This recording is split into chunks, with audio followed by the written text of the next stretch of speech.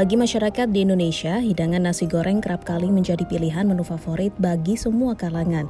Cara membuatnya yang mudah dengan bahan-bahan yang sederhana menjadikan hidangan nasi goreng dapat disantap kapanpun dan dimanapun. Akhirnya kesampaian juga, kita meliput King Nasgor punyanya Mas Denny. Kita bersyukur kepada Allah Subhanahu wa Ta'ala yang telah memberikan rezeki hari ini. Langsung saja ini kita berdoa dulu. Allahumma barik lana fima razaqtana wa qina adzabannar.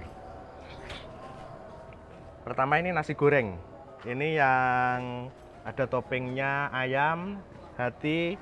Ini selera pedas saya. King Nasgor ini memang terkenal pedas.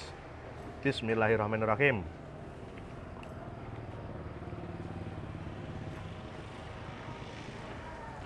Ini yang bikin orang ketagihan ke sini. Jika ditelisik mengenai asal-usul nasi goreng lebih mendalam, akan ditemukan fakta menarik bahwa teknik dalam mengolah nasi goreng yang telah lama hadir di Indonesia ini merupakan sebuah perpaduan akulturasi dari kuliner dan budaya Tiongkok. Berdasarkan catatan sejarah, diperkirakan resep kuliner legendaris ini pada mulanya dibawa oleh masyarakat Tionghoa dan masuk ke Indonesia pada abad ke-10 zaman Kerajaan Sriwijaya. Di Nusantara, terdapat puluhan ragam nasi goreng yang tersebar di setiap daerah dan menyematkan bumbu rempah juga bahan masakan khasnya masing-masing. Berawal dari hal tersebut, terciptalah berbagai resep nasi goreng yang khas dengan cita rasa unik dan pastinya pas di lidah masyarakat Indonesia. Di Indonesia, pedagang nasi goreng umumnya ditemukan berpindah-pindah dengan menggunakan gerobak sederhana, lalu berhenti di jalanan yang sibuk atau juga di kawasan pemukiman padat penduduk. Berawal dari pengalamannya berjualan dengan cara berkeliling, lalu merasa sering kelelahan dengan rutinitas berjualan yang sangat menguras waktu dan tenaganya. Pak Denny, sang pemilik usaha King Nasgor yang berlokasi di daerah Durenan, Kabupaten Trenggalek ini, akhirnya memutuskan untuk menjalani usaha nasi gorengnya dari rumah agar lebih bisa merasakan kedekatan dengan keluarganya. Bagi Pak Denny, dengan penuh rasa syukur, nasi goreng mampu menjadi sandaran penopang ekonomi keluarganya hingga saat ini.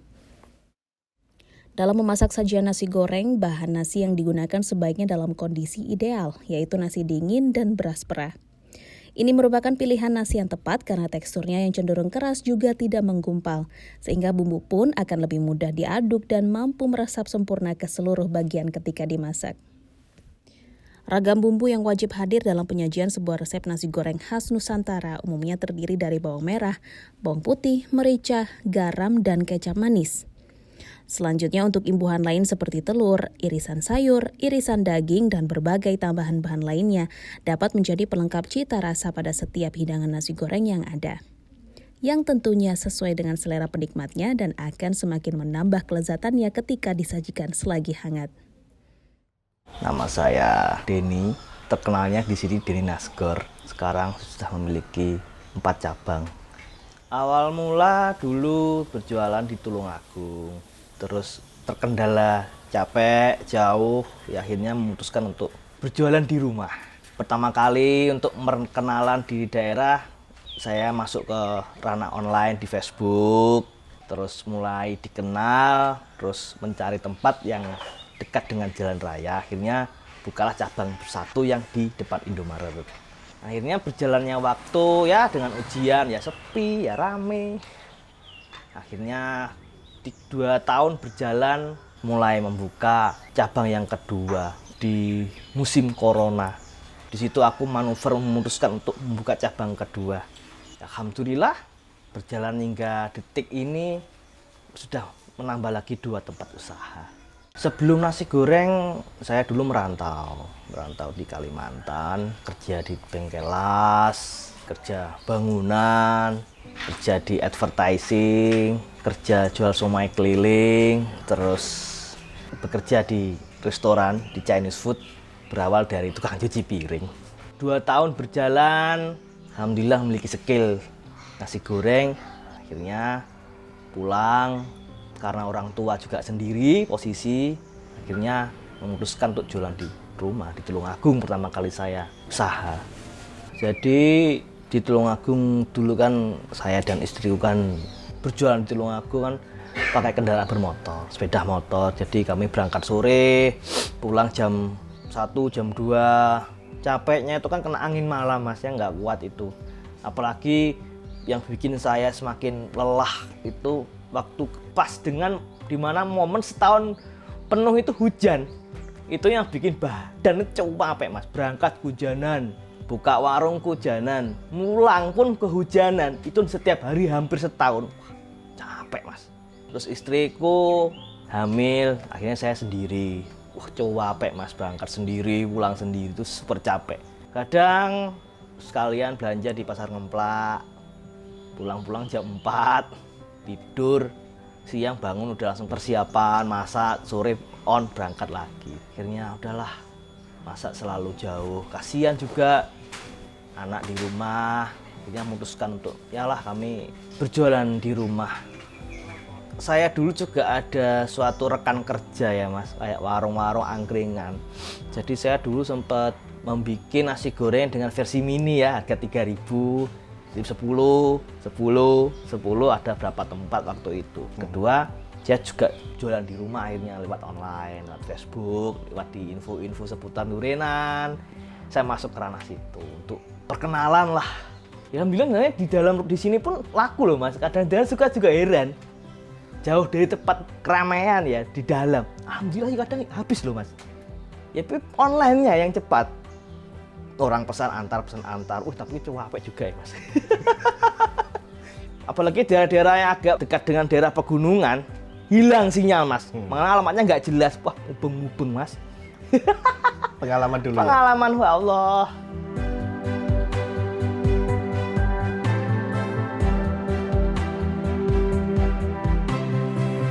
Kalau nasi saya tidak habis, mungkin masih separuh. Ya alhamdulillah kan rumah saya kan dekat pondok mas. Jadi inisiatif saya goreng saya antar ke pondok untuk makan anak-anak pondok. Ya ngelap barokah lah mas.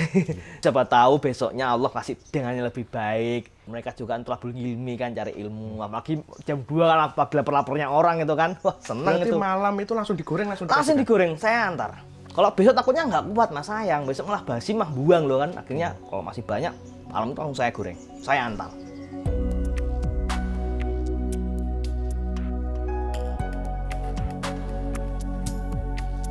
Memiliki anak buah itu bukan semata-mata saya bisa gaji, enggak kok mas. Ada faktor satu, bermanfaat. Dimana saat ada seseorang yang butuh pekerjaan, saya tolong dia. Saya angkat dari dia tidak mampu memiliki.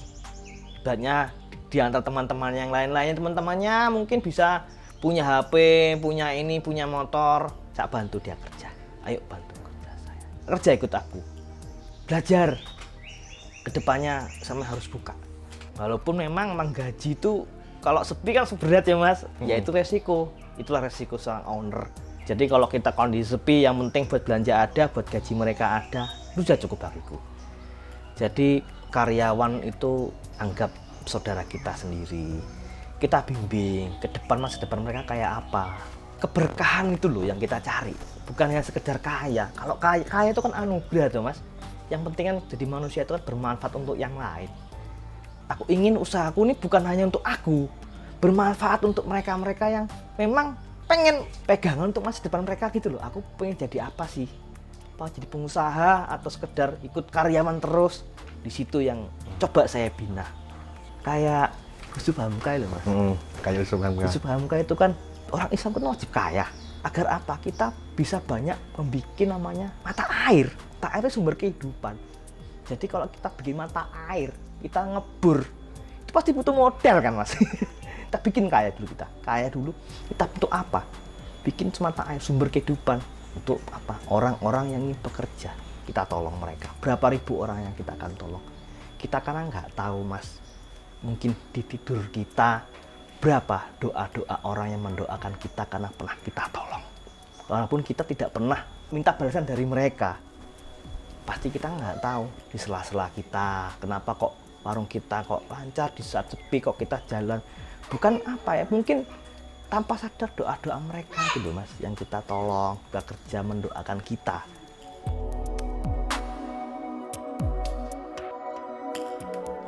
King Nasgor open jam 5 sore ya? Sore mas, sampai malam jam 1. itu sudah maksimal. Kadang ya sampai setengah 2. Tapi juga kadang ya cepat, kadang jam 10. Namanya jualan kan nggak mesti ya mas. Waktu rame, ya rame bukan saya sendiri sih, semua rekan-rekan pedagang-pedagang lainnya rame. Alhamdulillah kan rame-rame semua mas, itu jam 10 udah habis mas. 3 tempat total satu hari penjualan itu 35 kilo, 40 kilo. Kita 400 porsi mas. Kalau lebaran itu omset bisa sampai 4 juta mas satu malam.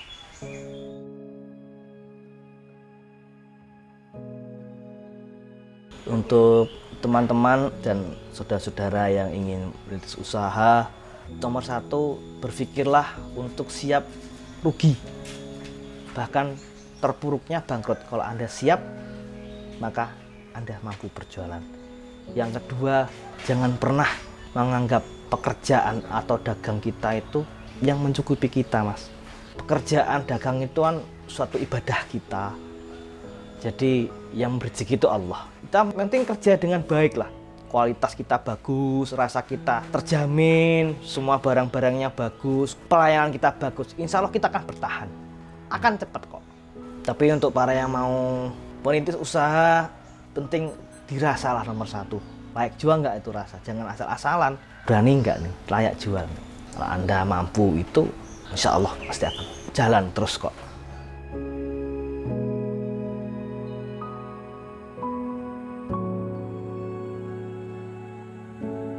Saya Denny Nasgor. Wassalamualaikum warahmatullahi wabarakatuh. Waalaikumsalam warahmatullahi wabarakatuh. Barokah. Siap, makasih Mas Toking. Es teh minumnya. Alhamdulillahirrabbilalamin. Akhirnya kesampaian juga. Kita meliput King Nasgor punyanya Mas Denny. Langsung saja ini kita berdoa dulu. Allahumma barik lana fima razaqtana wa qina adzabannar. Pertama ini nasi goreng. Ada toppingnya ayam, hati, sama suwir-suwir ayam. Oke, ya. Bismillahirrahmanirrahim.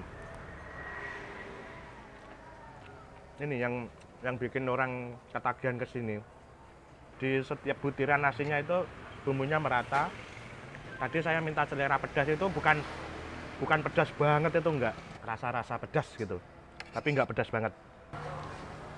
Kita lanjut yang kedua, nasi mawutnya ini. Kita lihat isiannya ya. Ini wah ini Mas Denny ini dengan toppingnya itu enggak pelit. Banyak toppingnya. Langsung saja ya ini. Kita sikat. Bismillahirrahmanirrahim. Tekstur mie-nya itu lembut. Bisa menyatu dengan nasinya ini. Bumbu-bumbunya itu terasa banget. Di mie-nya juga, di nasinya juga terasa.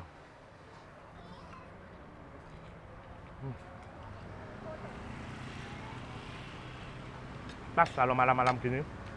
Kita lanjut sekarang ini senennya tadi yang ketiga mie goreng. Nah, kalau makan mie itu cocoknya garpunya yang di kanan. Kita coba dulu. Bismillahirrahmanirrahim. Tuh masih keluk-keluk ini, kemedul.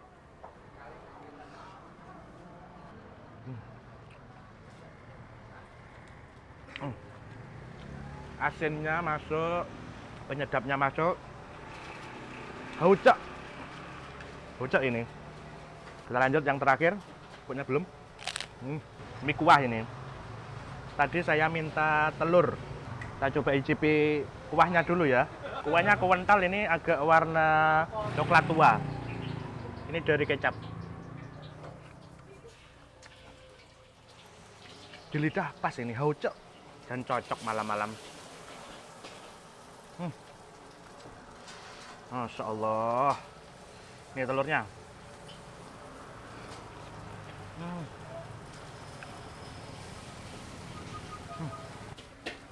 Ini tambah lagi.